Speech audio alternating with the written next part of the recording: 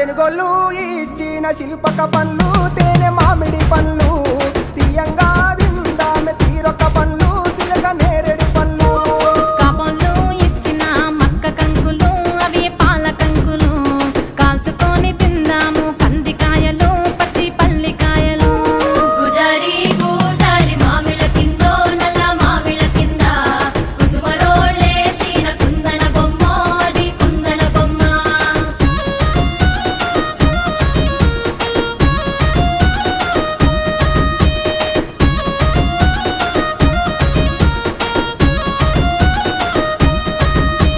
బెస్తోలు పెట్టిన పచ్చి చేపలు అవి వట్టి చేపలు కమ్మంగా